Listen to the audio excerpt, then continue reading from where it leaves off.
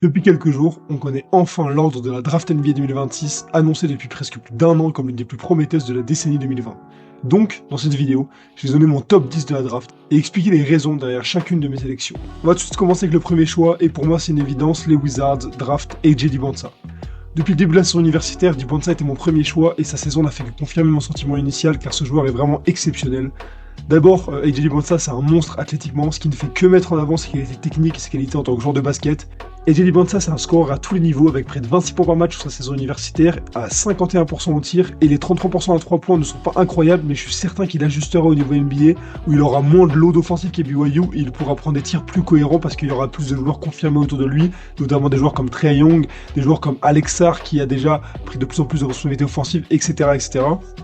C'est également un joueur polyvalent, qui a un bon rebondeur au poste d'ailier et un playmaker avec beaucoup de potentiel sur le long terme, et pour finir, son niveau défensif actuel lui permettra très vite de défendre sur la quasi-totalité des postes NBA, et je le vois devenir l'un des meilleurs two-way players de la NBA d'ici quelques années. Après des années de galère, les Wizards tiennent enfin leur superstar qui va pouvoir briller avec Trae Young et les autres jeunes joueurs de Washington, et enfin ramener la capitale au sommet de la NBA, là où elle n'est pas allée depuis de longues décennies. Pour la deuxième sélection, les Utah Jazz draft Darren Peterson. Le tanking aura payé pour Utah qui a subi une amende en cours de saison pour ses méthodes, mais que sont ces quelques centaines de milliers d'euros à côté du résultat?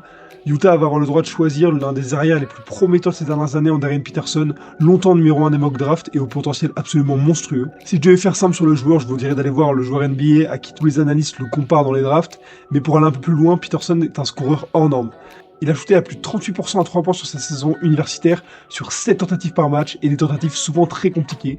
C'est un joueur capable de scorer à tous les niveaux, il n'a eu besoin que de 29 minutes par match sur la saison pour mettre ses 20 points à chaque fois. Ses blessures et ses sorties à la mi-temps avec des comportements parfois assez discutables déjà en universitaire peuvent sembler inquiétantes, mais son niveau au scoring, ce playmaking sous-côté et son habileté défensive en font l'un des meilleurs prospects des dernières années, tout poste confondu, et c'est impossible pour Utah de passer au-delà, donc je pense qu'ils vont le choisir, et c'est ce que je ferais si j'étais le GM de Utah. À la troisième position maintenant, les Memphis Grizzlies choisissent Cameron Boozer. Memphis peut remercier la loterie de les avoir amenés aussi haut, parce que si leur remise à zéro vers Ja Morant n'est pas encore terminée vu que le principal concerné est encore là, le départ de Jaren Jackson Jr. rend ce choix du top 3 crucial pour tout de suite récupérer du talent à l'intérieur. Parce que Cameron Boozer à Memphis semble être vraiment le mariage idéal de cette draft. Boozer, c'est un intérieur qui est extrêmement complet, capable de scorer à tous les niveaux, d'être une force au rebond, de créer du jeu balle en main et d'être un joueur positif du côté défensif du terrain également. Sa solidité, sa dureté dans la raquette, son jeu au poste, sa polyvalence, bref, tout semble parfait en fait pour remplacer Jaren Jackson Jr. et rentrer dans le moule des Grizzlies en tant qu'une des options premières au scoring et en tant que figure de proue de la reconstruction qui a déjà commencé l'été dernier, mais qui va vraiment se concrétiser avec la draft de cette année parce que Cameron Boozer, ça a aussi longtemps été, et dans beaucoup de drafts, l'un des choix numéro 1 et pour une raison, c'est que c'est un joueur vraiment incroyable et un des joueurs les plus prêts pour la NBA déjà aussi jeune. À la quatrième position maintenant, les Chicago Bulls draft Caleb Wilson. Chicago, c'est l'une des deux équipes avec Memphis qu'on a vu juste avant qui a fait un gros saut dans la loterie au détriment de certaines autres franchises qu'on va voir après, et cela pourrait bien s'avérer être l'une des meilleures choses qui leur soit arrivée dans les dernières années parce que Caleb Wilson, il a un potentiel énorme. J'ai longtemps hésité d'ailleurs entre Boozer et Wilson pour savoir quel joueur serait le troisième choix, mais malheureusement la blessure de Wilson a un peu coupé sa saison et m'a fait sceller ce choix en la faveur de Boozer.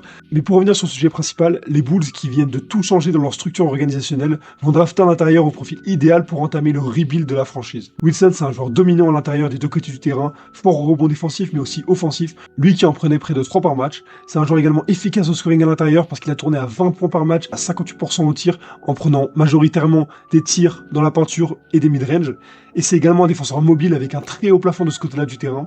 Ses qualités athlétiques hors normes, un peu à la manière d'AJ Dibonsa, en font lui l'un des prospects les plus intéressants à suivre de cette draft. Pour Chicago, drafter un joueur avec un tel potentiel de two-way player, c'est juste parfait, et Wilson pourrait bien se révéler être l'un des tout meilleurs intérieurs NBA d'ici quelques années.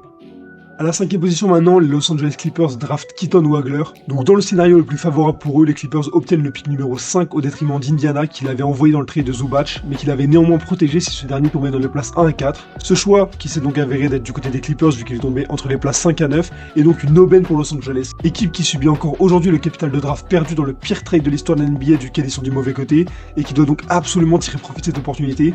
C'est pour ça que Si j'étais eux, je prendrais Keaton Wagler.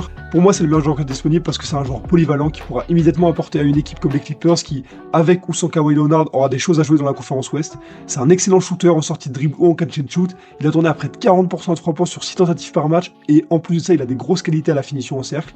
Il n'est pas nécessairement très athlétique, mais il aura un avantage de taille sur la plupart des arrières et meneurs NBA et son intelligence défensive fera de lui un joueur capable de former un backcourt cohérent avec Darius Garland. Cette intelligence d'ailleurs que j'en évoquais ne se transcrit pas seulement du côté défensif, mais elle se transcrit également et surtout du côté offensif parce que c'est un playmaker de très haut niveau. Bref, le choix Keaton Wagler c'est idéal pour une équipe comme Los Angeles qui, en faisant le bilan du trade de Zubac, a peut-être complètement changé de trajectoire en tant que franchise. À la 6ème position maintenant, les Brooklyn Nets draftent Darius Aikeff Jr. Brooklyn aurait vraiment eu besoin d'un talent générationnel pour que leur processus de rebuild commence enfin à solidifier autour de quelques joueurs majeurs, mais Darius Aikeff Jr. reste une bonne opportunité car c'est sans doute l'un des 3 meilleurs scoreurs de cette draft, pourtant complètement chargé en joueur au potentiel offensif très élevé comme on vient de le voir. Il a tourné à près de 24 points de moyenne, à 48% au tir et surtout à 44% à 3 points, alors qu'il en tentait près de 6 par match sur sa saison freshman à Arkansas, faisant lui l'un des tout meilleurs shooters de cette classe, si ce n'est simplement le meilleur shooter. Au-delà de son scoring, c'est également un passeur intéressant, il tournait à plus de 6 passes D par match avec seulement 2 turnovers, donc le ratio est vraiment bon. Offensivement, c'est donc juste un vrai moteur, capable d'être le scoreur numéro 1 d'une équipe NBA très rapidement selon moi, mais un gros point faible est sa défense qui n'est vraiment pas de bonne qualité. Après, pour une équipe comme Brooklyn, aller chercher une figure de proue comme Aikeff pour devenir le leader offensif serait excellent et leur permettrait de construire autour de lui, même s'ils ont déjà beaucoup de meneurs depuis la dernière draft. À la 7ème position maintenant, les Sacramento Kings draftent Kingston Flemings. C'est comme Brooklyn, une équipe qui aurait eu certainement besoin d'un pick du top 3, tant l'avenir semble flou à Sacramento, mais Kingston Flemings représente tout de même un prospect de haute qualité pour l'équipe de Californie. Avec les incertitudes au backcourt notamment, avec Zach LaVine qui va sûrement partir ou encore Westbrook qui se rapproche de sa fin de carrière, drafter un joueur aussi dynamique que Flemings reste une pierre importante du rebuild des Kings, qui malheureusement pour eux ne va peut-être pas s'arrêter à cette draft. C'est un meneur très rapide Flemings avec de grosses qualités au drive à la finition en cercle qui rappelle un peu De'Aaron Fox qui est l'ancien meneur de Sacramento justement. C'est également un bon passeur qui sera capable de dynamiser n'importe quelle attaque NBA avec sa vitesse et sa bonne prise de décision, et c'est également un joueur efficace à 3 points même s'il a assez peu de volume dans cette zone du terrain. Même si les Kings avaient vraiment besoin d'un pick du top 3 comme je l'ai dit, récupérer Flemings reste une draft réussie et témoigne de la densité de cette année 2026 en termes de talent, parce que c'est un joueur qui aurait très bien pu aller top 3, top 5 dans une autre draft. À la 8ème position maintenant, les Hawks draftent Braden Burries. Heureusement que cette draft est riche en arrière, en meneur, parce que énormément d'équipes qui ont choisi dans le top 10 en ont besoin, et Atlanta en a l'exemple parfait. Dyson Daniels, c'est un bon joueur à la main qui est actuellement le meneur titulaire, mais il est beaucoup trop limité offensivement, et McCollum, qui a été très bon en playoff, va certainement partir libre cette off-season, ce qui fait et ce qui laisse un grand vide à la main à Atlanta. Donc la possibilité de solidifier le backcourt avec Braden Burries, elle est idéale, dans le sens où des joueurs capables d'amener autant de choses différentes à tous les niveaux du terrain, à peine arrivés à l'université, surtout en tant que meneur, ne sont pas nombreux. Burries, c'est un vrai bon défenseur à cette position qui donne de la vitesse du côté offensif du terrain et surtout qui amène une menace à 3 points, lui qui a shooté à 39% sur la saison universitaire à quasiment 5 tentatives longue distance par match. Atlanta sera définitivement l'une des équipes à suivre de cette off-season 2026, surtout avec leur fin de saison qui a été incroyable. Rajouter Burries pour renforcer les postes arrière et épauler Jalen Johnson dans la création au fur et à mesure de la saison sera extrêmement intéressant pour les Hawks, c'est donc un joueur idéal pour les renforcer et solidifier leur statut en tant qu'équipe de play-off de la conférence Est. À la 9ème position maintenant, les Dallas Mavericks draftent Michael Brown Jr. Encore une équipe qui a besoin de renforcer son backcourt parce que même si Cooper Flagg a montré des qualités à la main et que Kyrie revient pour la saison 26-27, l'opportunité de choisir un meneur dans le top 10 d'une telle draft est trop belle pour Dallas, surtout à long terme, parce que Kyrie Irving justement est également plus proche de la fin et il revient d'une blessure de ligament croisé, ce qui peut vraiment changer sa façon de jouer. Michael Brown Jr. c'est un prospect idéal pour amener de la création du jeu aux Mavs. Il est peut-être moins efficace que d'autres joueurs sur le plan statistique, mais c'est un joueur qui n'aura passé que 1 an à l'université et qui aura été gêné par des blessures. Malgré tout ça, il a réussi à montrer sur les matchs à enjeu de fin de saison sa capacité à scorer et à être le leader offensif de son équipe. Il a un bon upside sur le long terme, il sera dans un environnement parfait pour progresser, donc c'est le choix à faire selon moi, et j'ai hâte de voir ce que ça va donner parce que Dallas reste une équipe très intéressante.